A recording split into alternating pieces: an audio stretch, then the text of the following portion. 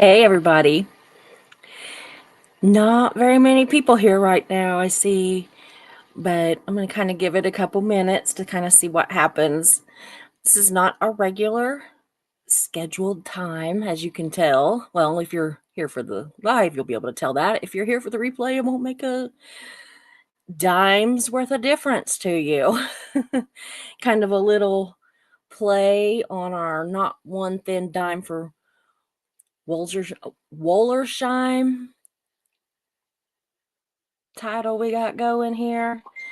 So, just got a message from Mischief. She's like, I'll be there in a few. Yeah, I just told my other mods I'm gonna have to fire Mischief, but that's not happening. No, no firing of Mischief. I promise. She's here as long as she wants to be. So, with that said, as you can tell, we are here way late, 3 hours later than normal. And I am already, y'all, I'm already in my pajamas. All I gotta do is wash this crap off of my face. I'm gonna eat a nice bowl of soup and watch a movie when we get done here. Yeah, just the two. Well, it says there's three, so I don't know. Somebody else is. Oh, Cricket Cinema. Hi, girl. You look super cute today. Well, thank you so much. Joe McCoy's here. Yeah, I see people start coming in. I wondered, Mischief and I were talking last night, and I said that I've really been having kind of, like trouble with my page, that I'm having like some, I don't know what you would call it, doubts or just, I don't know, is the channel successful? Is it failing? Is it, whatever. And whenever I'm doing the videos and everything, I feel like, oh, we got this going on. We are rocking this. Hey, a girl, good to see you too. But then, when I'm laying there and I wake up and it's 2 or 3 in the morning, I lay there and I think, okay, I've lost some subscribers. Not, I don't think anyway, any of the regulars, but I lost 29 subscribers this last month. And for a channel, my channel size, that's a lot. So, hey, a girl, I don't know if I had said hi to you. If so, I'm just repeating myself. But anyway, so I was worried about it. I am worried about it a little bit. I can't do that every month, right? So we've kind of been talking and trying to decide if a different time frame would be better. If a lot of you, I know a lot of my subscribers are at work at my normal time, or you're driving home from work at my normal time. And yet I know also that a lot of you are in way different time zones than me, other countries even than me. And so I just don't know. I'm really, really, really asking, hey, Jersey Jan, I'm really asking you what works best for you. Now, every one of you might say a different time, and that's fine, but it would give me kind of something to go on if I knew, what works for people and not just my regulars. Hey, Eric, good to see you. Um, but also you lurkers, if all you did was just, pop in and put, 5 p.m., 6 p.m., 10 a.m., whatever works best for you, and a time zone would be great. But we can just kind of see what works. Because I mean, as long as you show up, I'm showing up. But it just gets a little depressing whenever the hours aren't where they ought to be. The subscribers went down some. Now I went back on there today and I had actually gained 2 more subscribers. And I know that Aaron's like, don't watch that. You'll drive yourself nuts because it goes up and down constantly. And. So I'm not letting it drive me nuts, but I am a little, I'm a little curious and a little just concerned with it. Eric Rader is a new member, so good to see you. And a member at that, yeah. We love our members.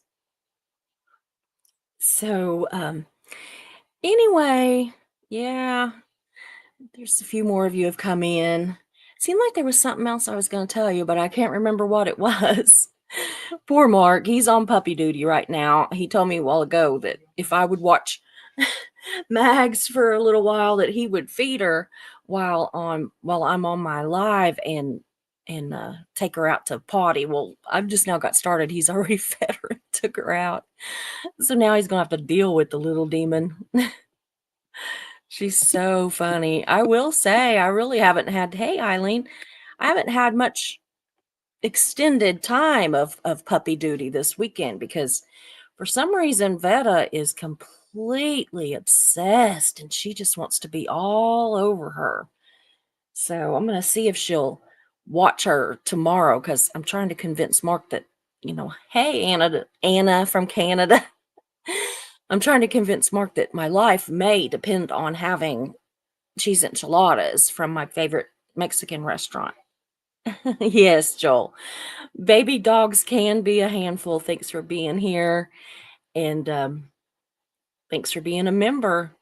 I was just saying that, I'm really looking to you all for some input on what time of day, morning, noon, night, whatever, is better for you. Is there times of day that are better, or are you just pretty open? And you can leave that in the chat or leave it in the comment section or just, whatever you want to do.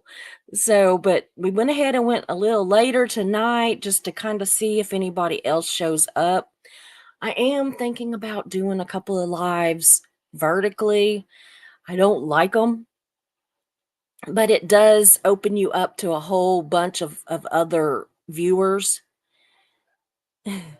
For Joel, any old time is as good as another. Well, that's good to know. So, but so it'd be nice to get opened up to a few other viewers and see if any of those would, come back. But of course, it also opens you up to um trolls. I mean, good grief. I have watched other people that have gone vertical and I'm like, give me a wrench. They might have 6 or 8 wrenches in there, and I'm like, give me a wrench. Yeah. So, anyway, but I might try it. It's going to be a few days probably, and I'm about to move in pretty soon to the new office, so that's exciting. I'm going to work on it some this week while Mark's at work and leave the heavy lifting to him and Connor, but there are a few things that I can do. And so I'm kind of looking forward to that, hoping to get into the office and in my good chair and off of this hard bench. I do sit on one of those, you know, things that's supposed to relieve your back, but it don't work. I mean, it does, I guess. I'm not laying on the iPad anymore at the end of the at the end of the live, so I guess that's pretty good. So, yeah, talking about the earthquake that Marilee felt yesterday. It was 50 miles from her house, and I think you said it was registered a 5.1 or something like that. So, yeah. Anna from Canada, your bird went crazy. We used to have a bird, and it would go absolutely crazy, crazy time. Crazy time. Crazy, absolutely crazy every time. I'll get my words all out in a minute. Every time we would have an earthquake, and yes, we have earthquakes here in Oklahoma. I think that they're mostly caused by the fracking that goes on.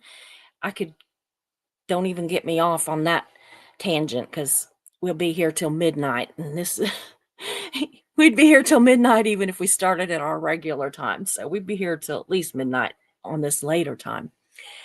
So anyway, I'm gonna go ahead and get started. Oh, it was downgraded to a 4.6. Oh, wow, and 3 or 4 aftershocks. Well, I'm glad it was downgraded a little bit. I'm glad there wasn't injuries and all that and a lot of damage. Because I tell you what, like, we live near towns that have a lot of old, not great structurally as far as structural soundness, buildings. And we had an earthquake. It's been 3 or 4 years ago now, but let me tell you, it, like, took some buildings down. It was terrifying. I mean, seriously, it did some damage to this multi story condominium building that it's an old building too, but anyway, that it's all like senior citizens that live there and messed up their elevator, and they were trying to get people down from the stairs, and it was a mess. It was scary. So yeah, I'm gonna go ahead and get started. I just keep yapping my mouth and I'll be in trouble. Mm. But anyway, so y'all, today I kind of stumbled across this story when I was actually doing research for what was meant to be today's live. I'm not going to tell you what that is because I want to, bring it up in a couple days probably. But anyway, I found a couple people in my researching that kind of piqued my interest. And at first I thought I was going to be able to do stories about both of them in one live, but it turns out that the one I'm going to do tonight took up a lot, and I was afraid that I would get in trouble with with mischief if I did the other one too. So, especially starting late cuz we know who runs this show, and it is not me. It is not. Yeah, it's kind of like here at home, Mark is the one that runs it. I might be the talent, but he's the sponsor and the boss, and I'm just the one that's on screen. So, yeah, so when I was researching it, I really did. I ran across a couple, and tonight we're going to go over the first one. Have y'all ever heard of Lawrence or Larry, but Lawrence Wollersheim? I don't know if you've actually heard of him, but I bet even if you think you haven't, that you really have. And or at least what happened to or what happened at his trial. So it gets pretty interesting. I tried to cut it down a little bit and didn't go into all the details, but anyway, it's a pretty interesting story. But let's kind of start at the beginning because y'all know I always like tell something and then I'm like, but let's go back. Well, today I'm not even gonna do that. I'm just gonna say, let's start at the beginning. So anyway, Lawrence was born in 1948. No, we're not going to start quite that far back, but it is worth mentioning. He was born in either 48 or 49. There seems to be some discrepancy over what his actual birth date is. So, but anyway, he was born somewhere in there. And he joined Scientology in 1969. And then he joined the Sea Org in 1973. So we're going back a little bit, okay? By the way, if you see a tail up in the air, Reese, the cat. Oh, I turn my menopause fan on. My cat that thinks that she's the producer of the show is sitting right beside me, just staring at me, just as cute as could be. I don't know why she wants to just sit right there beside me every single time I go live, but she does. And whenever I get up to leave, she jumps down and goes on. So, yeah, are you going to stare at me? Are you going to stare? Are you a good girl? She's not a good girl. But so anyway, so he joined the Sea Org in 1973, and at first he was put to work at the Celebrity Center, but then later he was moved to Scientology's ship, the Boulevard. Now, I couldn't find it anywhere if he got moved there as like, did he get in trouble and get moved there or what? Because I mean, I kind of figure maybe he did because it just seems to me like that working at the Celebrity Center is kind of, top tier, I would think, but maybe not. Eric's in here. I mean, am I wrong that it seemed like a downgrade, or would it be an upgrade to get sent to the ship? I'm not real sure. But that's what happened. He was at the Celebrity Center, got sent to this Boulevard ship. So anyway, when he got there, he was made to work 19 hours a day, as we know that happens a lot, and he slept, he said, 9 deep in the ship's hull. So that don't sound too fun. I'm just like, "Ugh, I would be so claustrophobic, y'all." I mean, I have to take medication just to have, like, my scans done. Yeah. So the celebrity center is as good as it gets. That's kinda what I thought, Eric. I thought that that was so I wondered, I think he might have gotten some trouble or something, but it didn't say. But it just seemed like that it was probably a pretty good deal. Yeah, the ship is gross. Ugh, it was a cattle transport? Oh my word. So you can imagine the work that he was doing for 19 hours a day, y'all. That's just gross. Wasn't any big cruise ship, huh? Oh my goodness. I need to have you on here because there's just so much you can tell me that I don't know. Oh, y'all. I am drinking my Allegra or I don't remember. My peppermint tea. Mm. And it has a horrible mold problem. Well, I would imagine. I would imagine. I mean, I've seen some, cattle trucks. I grew up on a ranch, and so I was around a lot of cattle trucks, and those things are wet and gross and hot and ugh, nasty, nasty, nasty. I can just imagine. Oh my goodness. Yeah, Anna from Canada. I am never gonna get your name right. Anna from Canada says I've heard some horrible stories about children being locked in a boiler room type rooms or cage type rooms on the free winds. Oh my goodness. That's terrible. Ugh. Okay, so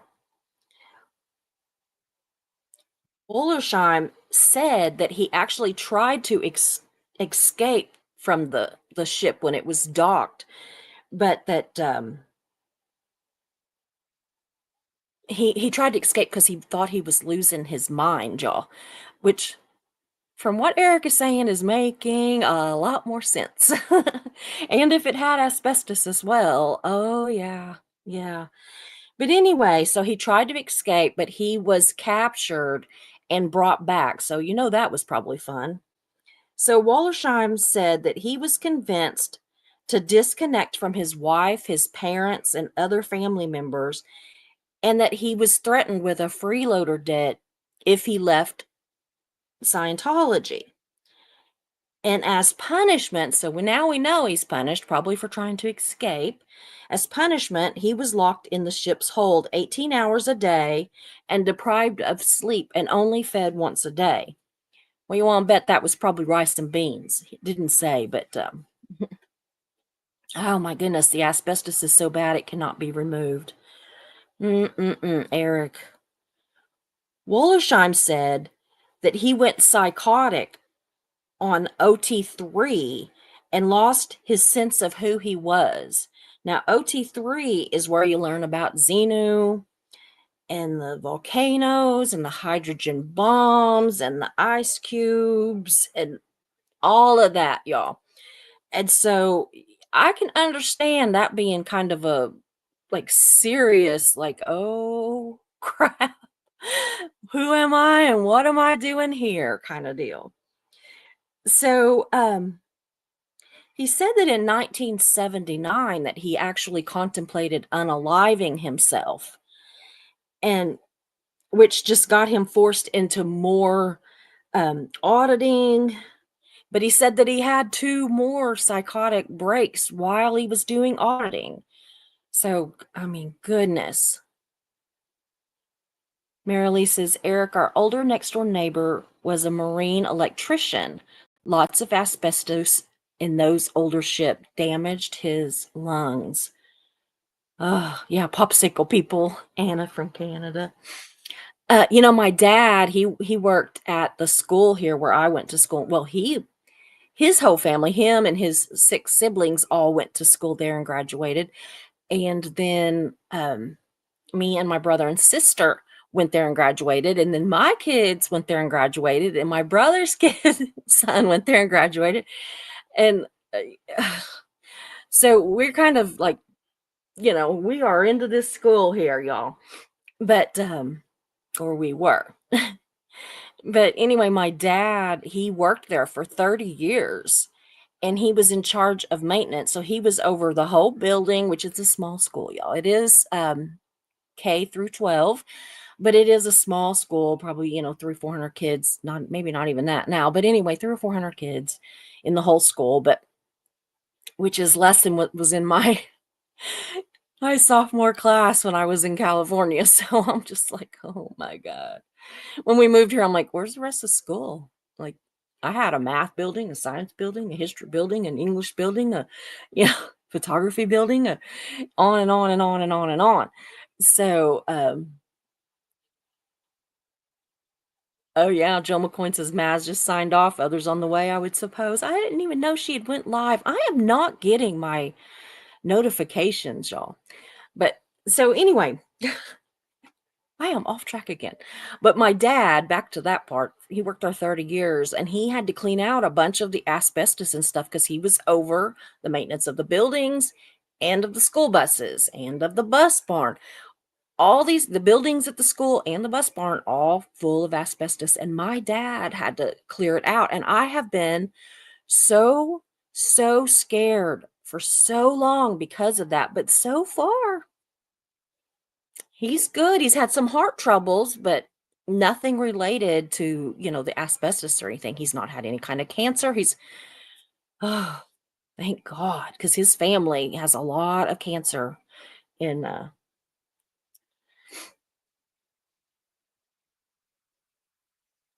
oh man, Eileen says that the school that she went to in the 80s was closed down for a while for asbestos.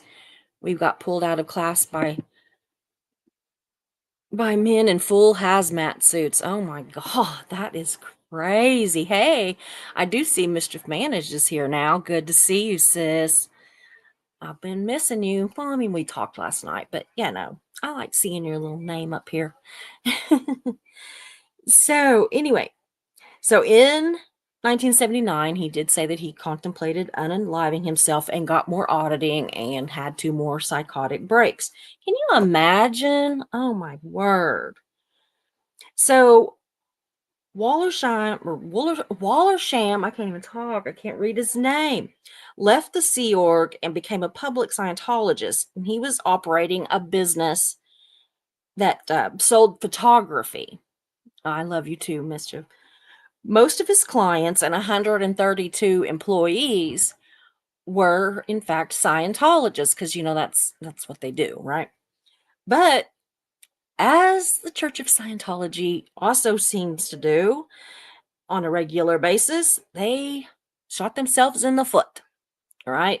And this is kind of a long deal. They kind of shot themselves in the foot more than once. So they started fair gaming Wollersheim. They instructed all of the Scientologists to quit working for him, to not order anything else from him, and to not pay any outstanding bills that they had with him. So, of course, that drove Wallersheim into bankruptcy. So they've put, 100 and something people out of business or out of a job, sorry. And they've now drove him into bankruptcy, which I'm sure did not set well with him. If he already wasn't pissed at them for all of the years that he had suffered at the hands of Scientology, he is now at that point. So, but sending him into bankruptcy and, I mean, basically losing everything caused another psychotic break. I don't know how many of these a person can have. I honest to God don't. Bless his heart. And he ended up in a psychiatric hospital.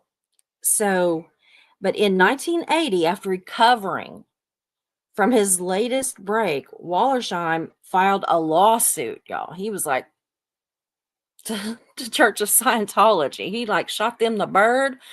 And, he filed a lawsuit alleging fraud, intentional infliction of emotional injury, and negligent infliction of emotional injury.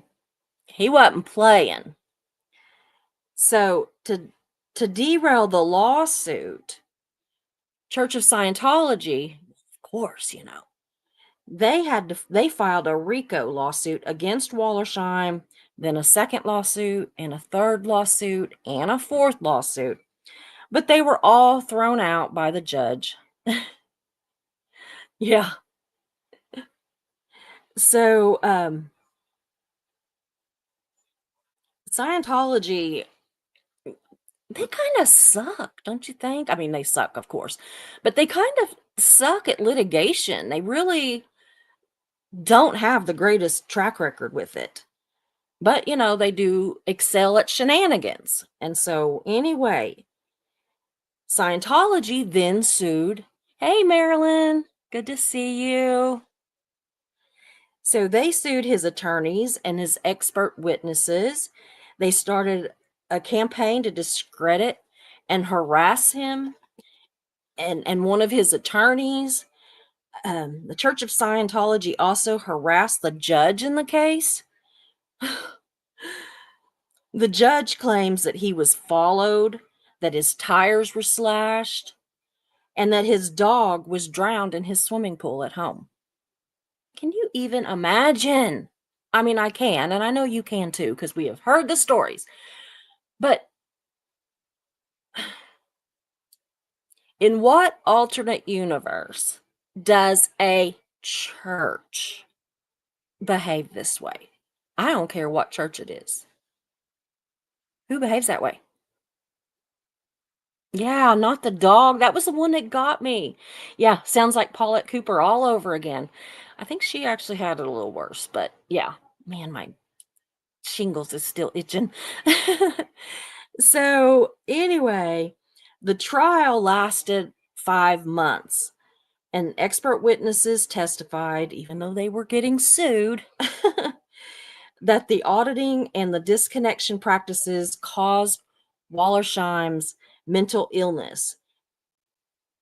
They also introduced evidence that derailed Scientology's, or detailed, sorry, we should have derailed it, that detailed Scientology's retribution policy called fair game. So his expert witnesses wasn't playing either. Yes, it was awful. What? Yeah, what a bunch of suck ass. Yeah, I agree, Marilee. I agree. Mm. Anyway, so in 1986, 6 years after the filing, the jury awarded $5 million in compensatory. I can't even read. Basically, compensation damages and $25 million in punitive damages. Now, he had only asked for a total of $25 million to begin with. So this was kind of the judge and the jury were like saying, listen, assholes, you know. But there's always a but where Scientology is concerned. And this but is the part that you've probably heard of. So during the trial, the OT3 documents had been presented as evidence in the case, and the judge announced that they would be made public. Oh, can you imagine? Y'all, making those documents public would have, that in and of itself was probably enough to cause OLRH to have a freaking stroke. So, can you only imagine? I mean, they were shitting their pants. But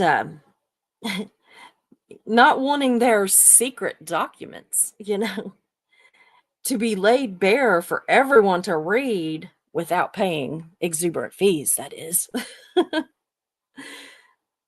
1,500 Scientologists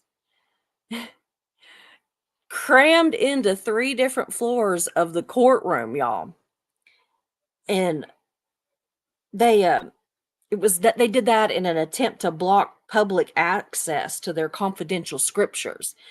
So their big plan was that if they crowded in there and if they bombarded the court clerk with requests for copies of those documents, just one after the other, and 1,500 people, and then who knows, they could probably go back again, right? But anyway, so their plan was if they bombard the court clerk with all that, then nobody else would be able to get those documents. Not understanding, dummies. Yeah, woo, woo, like Marissa does. So anyway, not understanding that they're, public record. You can go online. I could maybe not in 86, but you can go back tomorrow or next week and get them. You don't have to be there right as the court closes, right as the trial ends. But anyway, so that was their big plan. But despite their best efforts, wouldn't you know it? Wouldn't you know it? The Los Angeles Times, y'all, somehow managed to obtain a copy of those documents. And they published a summary of it because, it's a lot.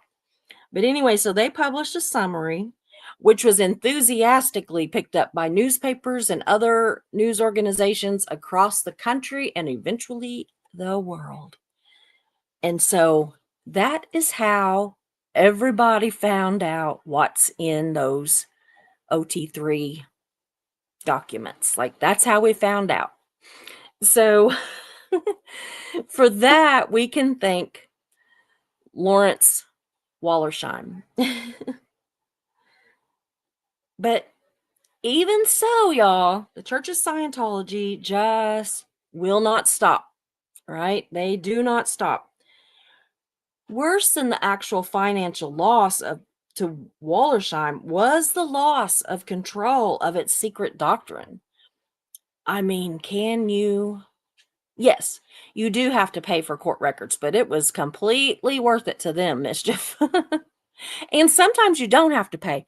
Some of them have when I was at the newspaper or had the newspaper, some I had to pay for and some were just free. And of course, in the ensuing years with the internet, a lot of it's free. But you still do have to pay for some things. It just depends on what it is. Probably, I don't know. I don't know what the rules were there in Los Angeles, but my tea is so good, y'all. So,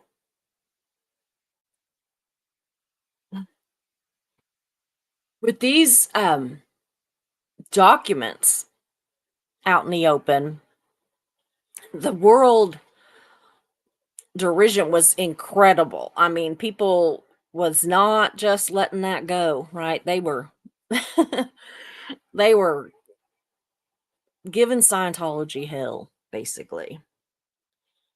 So the church actually has never really fully recovered from those documents becoming public records. My mind just went blank on the words. But anyway, and you can file that under fuck out and find or fuck around and find out, y'all, because that's what that is. Fuck around and find out. But it doesn't end there. Scientology vowed that they would never pay Wollersheim a dime. We are not paying him a dime. And they don't like to do that, right? So the most lasting impression that many people took away from this court proceeding, which to me would have been the OT3 documents being made public, but no, that wasn't it. What many took from the trial, according to Tony Ortega anyway, was the reaction of Scientologists themselves to this whole thing, right? They continued to protest at the courthouse day after day for more than a month after the verdict. Now, I can kind of understand out there protesting when it's going on. Yeah, God bless South Park. But yeah, but if he had not sued, if Lawrence had not sued, South Park wouldn't have known either. So, yay him, right? Yeah. So anyway, I can understand protesting when it's going on. But to protest for a month afterwards is a little odd, but hey, good on them. At least they were doing something. That's kind of a communication thing, which they don't seem to be able to do anymore. Now they run and pull those shades down. That's their protest, y'all. Pull the shades. So they set up a literal tent city, which this kind of reminded me of the encampment. I was like, hmm, it kinda reminds me of I don't know, was they out there barbecuing? Because it didn't say, they just said they set up a tent city, but, I like to, think of them as, barbecuing, maybe handing out some food to people, kinda doubting it. What do you think? Might have had a big old pot of beans and a little, another little big pot of rice, but probably not barbecuing, and if it was, it's probably hot dogs. I mean, let's be honest. We're dealing with Scientology.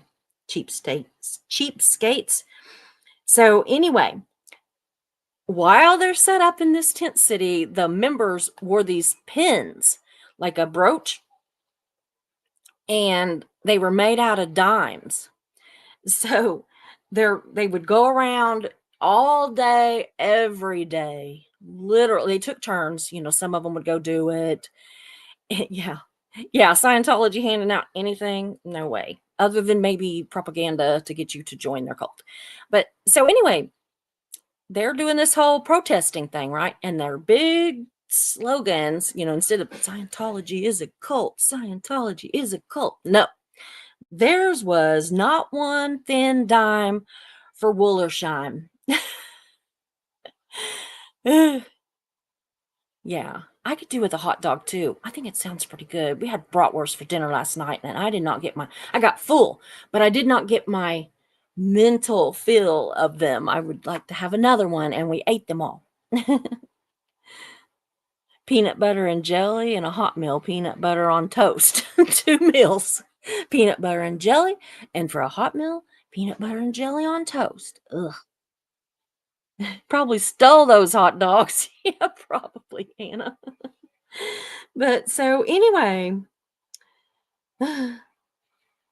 but I guess they did kind of end up with a win, which is depressing. In 1989, when by appeal the judgment was reduced to 2.5 million. That is a huge reduction. Jeez. But of course, they challenged that too, but they failed. The judge dismissed it immediately and awarded Wollersheim an additional $130,506.71 in attorney fees. So, I mean, he didn't really get that. His attorney got it, but, kind of another, you know, fuck around and find out for Scientology. But, but we know how they are with their shenanigans, y'all. So if you think it's over, it's not over, but it's almost over. Hey, DOA is a fraud. Good to see you. Scientology gutted the assets of the Church of Scientology, California. That's what she said. You might want to go back and watch it from the beginning. You can watch it now if you want, but then watch it from the beginning when it's over because it's kind of interesting. We kind of have a little bit of a hero here.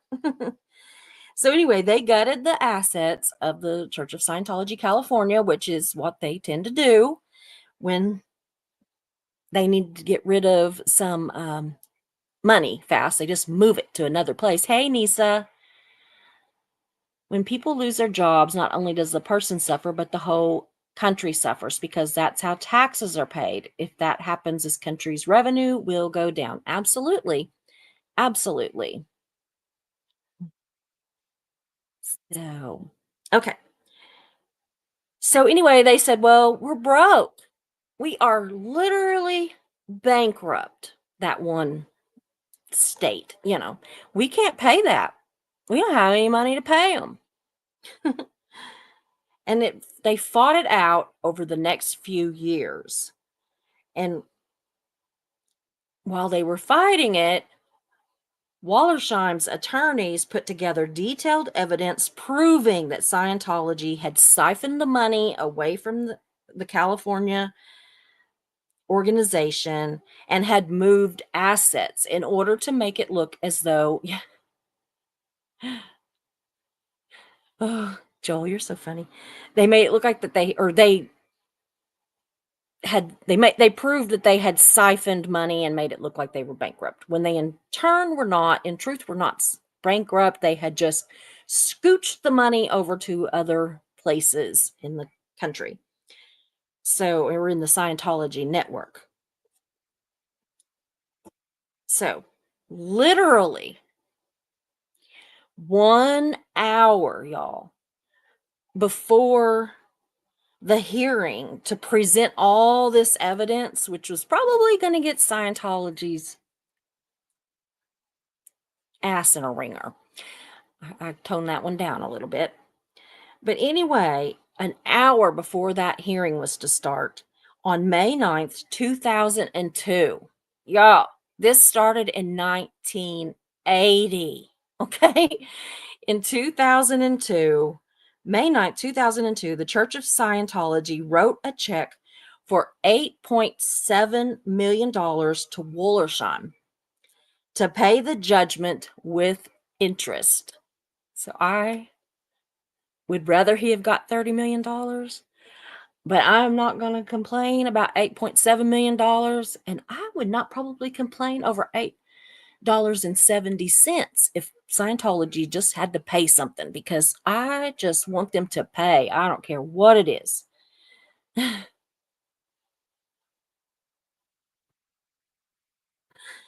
But anyway, so they paid him. They literally wrote the man a check. Can you imagine? Like, I remember when I wrote the check to buy this house, and I literally felt like I was going to throw up. And this house did not cost $8.7 million. No way. I cannot, which I mean, I know, but it wasn't Miscavige that wrote it, but some little person in the church, or I guess a lawyer or whatever, I don't know. But some normal ass person wrote an $8.7 million check, and it cleared. So no, that's not the another part of the story. We're not going to go, but still the check bounced. No, it cleared. So, according to several attorneys that are like aware and, kind of have the insight, or the, in Scientology's litigation, they said that this was the first time that Scientology had ever just paid anybody outright. That, you know, okay.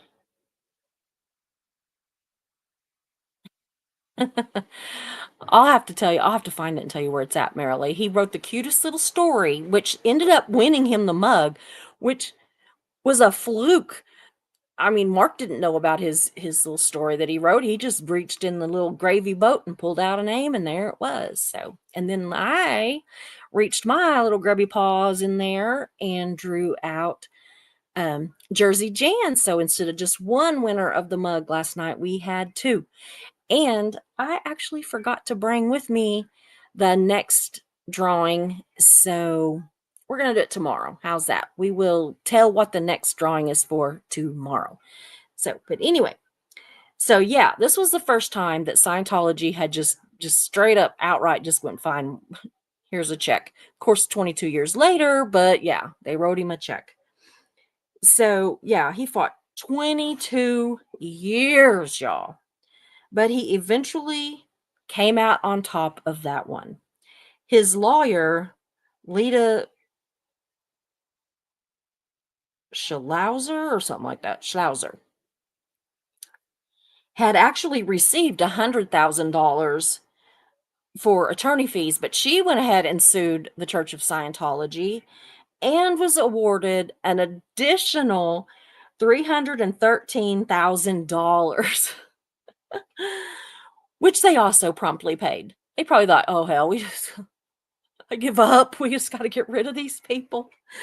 So, as for their cry of not one thin dime for Wollersheim, Scientology actually paid him 86 million dimes.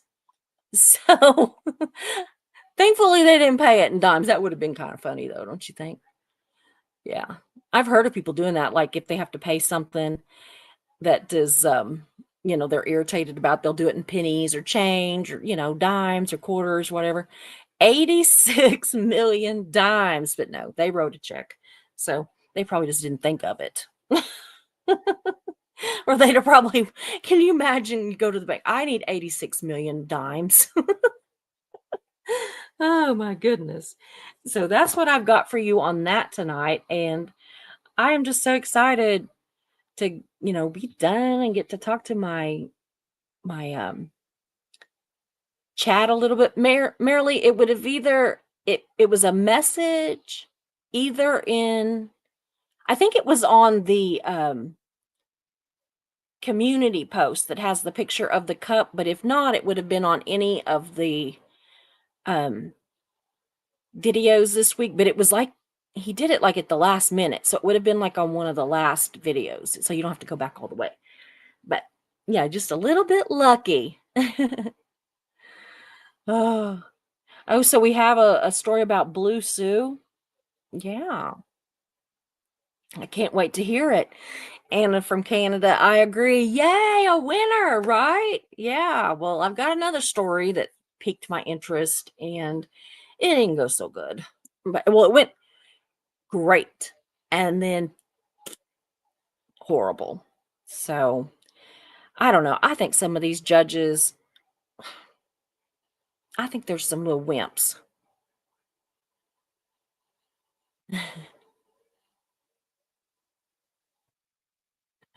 Joel says I sold a car to a guy. The last $150 he paid in change. Hey, I can imagine. I can imagine.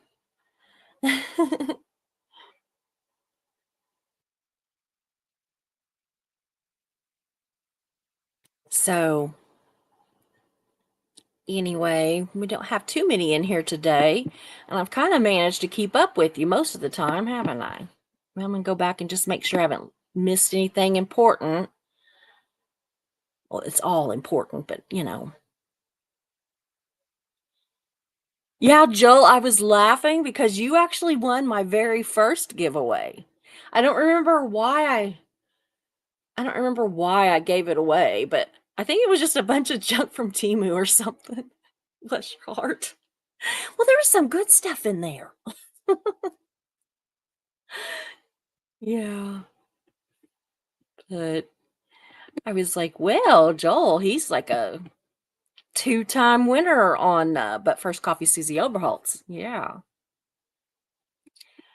So I saw that they were saying that Marilyn had been live, and so now she came over here. I saw, but I'm gonna have to go check that out. Maybe before I watch a movie. Maybe I'll watch that. So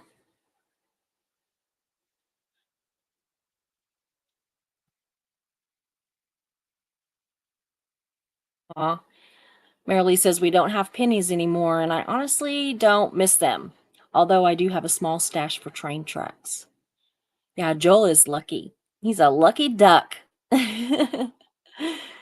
Oh, we had a very good pet wellness clinic today. Saw lots of nice pets. Oh,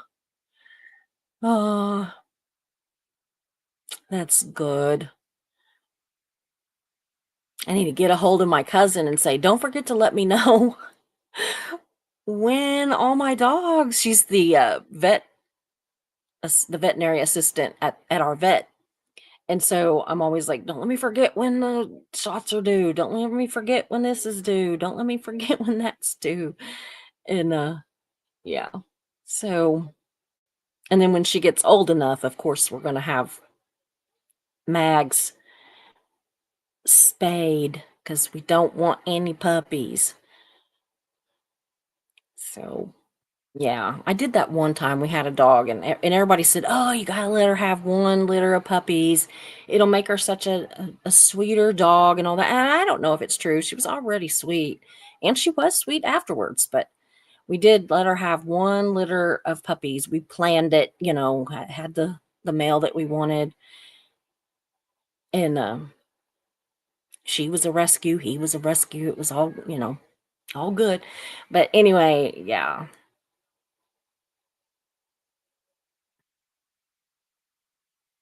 Anna from Canada says, "My first car I bought for $200. It was blue with one red door." How funny. No power steering, and I was learning how to parallel park. Oh my word, girl. That would not be fun. That would not be fun. I I was always, I don't know. I was always having some kind of craziness whenever I was younger. Um I was actually gonna take my driving test in my mom's car, which was the biggest hoopty that think has ever existed in mankind. We call a pimp mobile because a pimp could get a lot of his ladies in there at once. Because I mean, the back seat alone probably hold 15 people. I'm not even kidding. And if you put some, oh well, thank you, Tar Force, for the super sticker. That's so sweet. Thank you. It really is. So, anyway, I was gonna have to take my driving test in that. I practiced. I mean, I'm serious. Like the hood of the car was probably as long as most cars, and the back of the trunk of the car was probably as big as most cars, and then it had a front and back seat. So, yeah, thank you so much. I was kind of staring off into space, but I do appreciate that so much, Tour Force. I really do. Thank you so much. $20. Let's see. How many enchiladas would that buy? So, thankfully, my boyfriend saved the day and let me take it in his pickup, which was a little, whoops, was a little step side, a little Ford step side truck, which was about half the size of my mom's hoopty. So, or my mom's pimp mobile. I'm not even kidding y'all. I guarantee you, you could get 15 in that back seat. I mean, we would go on trips and we would put stuff in the floorboard and like lay a bunch of blankets and stuff over it, and me and my brother and sister would use it like a bed, and we would sleep from because my mom and dad were big on starting the trip like at midnight or something and driving through the night. And then when you're in California, you are a long, I don't care where you're going, you're a long way from there. So anyway, yeah, and we hauled that damn car on the back of a U-Haul truck all the way from California.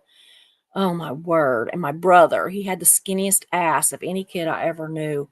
And he sat on my lap. No, I know, real safe, right? But he sat on my lap. He's like 4 years younger than me. And I was like 14 or something. So yeah, he sat on my lap all the way from California to here. And I would barely even speak. I was so pissed over having to move. I am like, I was not a happy camper, and everybody knew it. The only time I ever said anything was like if they'd say, "Are you hungry?" And I'd be like, "Yeah, sure." I didn't even tell them what I wanted, which I didn't have to tell them what we wanted because all we ever ate when we traveled was those McDonald's little cheeseburgers that used to be like really, really cheap. Yeah, bony butt. Yeah, my brother, I'm telling you, he's like 6'4", 250 pounds now. He's like this big cowboy, and he ropes and rides and, does all this stuff.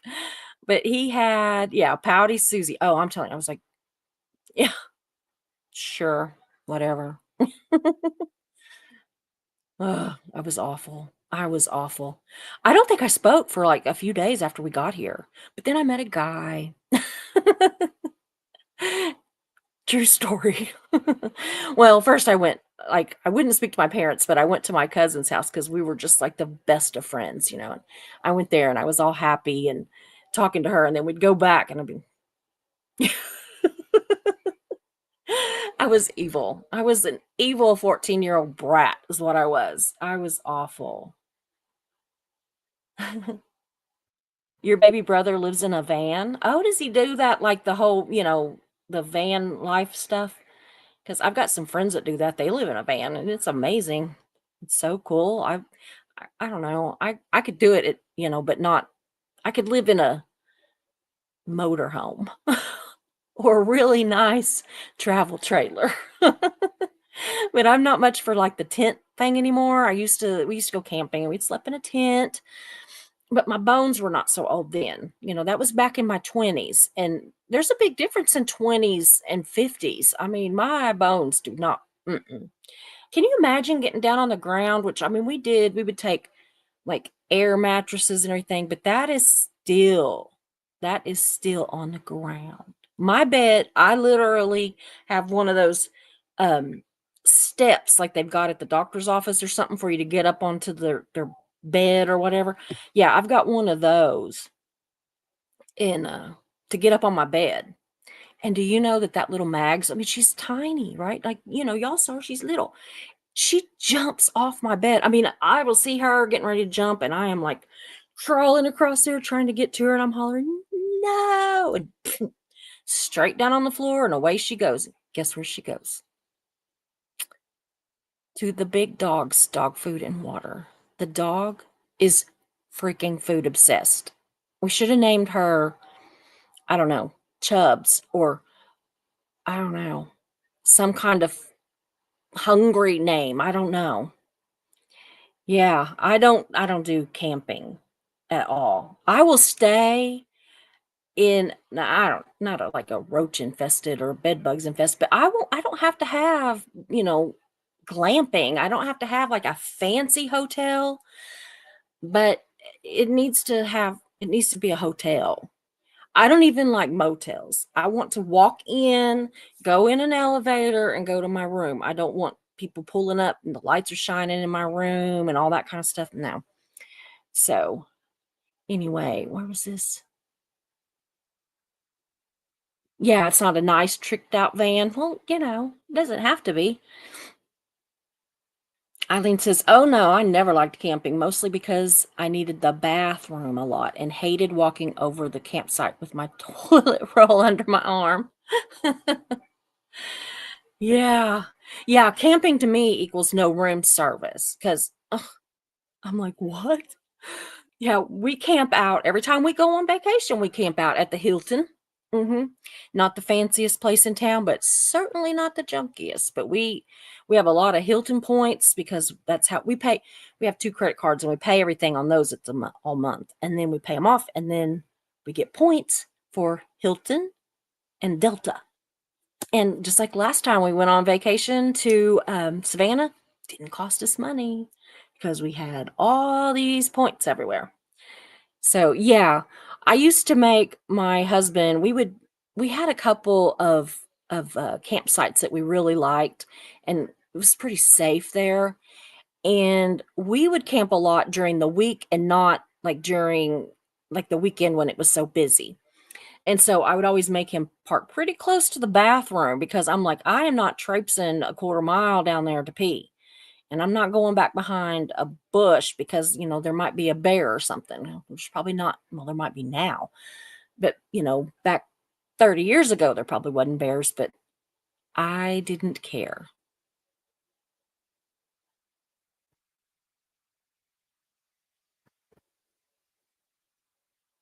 Is the dog a special needs?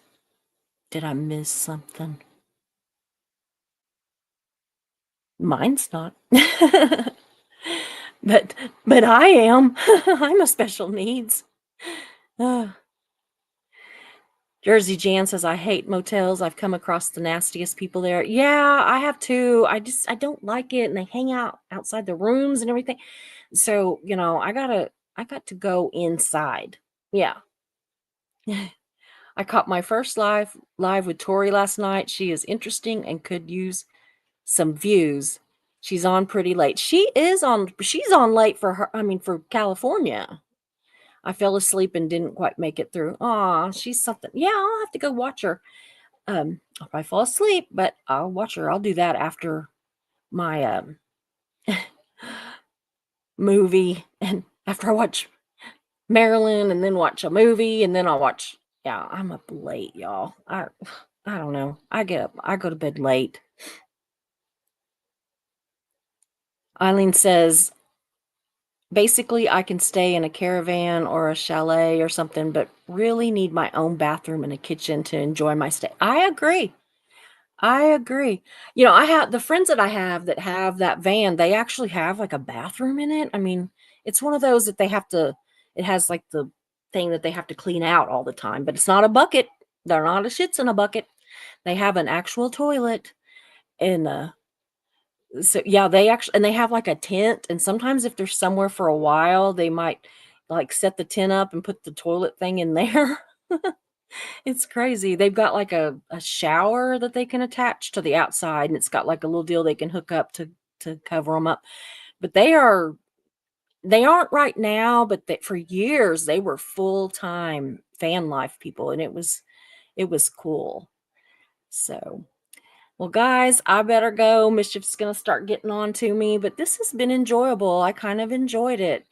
I'm not sure. I think tomorrow I'm probably gonna go on pretty late too, just because we're going to town. But be sure and tune in probably at 8, and I will have the next thing that we're going to be drawing for. Aw, it's been a wonderful time with you all tonight. Hope that the rest of your weekend is filled with joy. You too, Joel. Absolutely. Yeah, Marilee says her brother parks by a big mall and spends most of his day there. Yep. Yeah, I get that.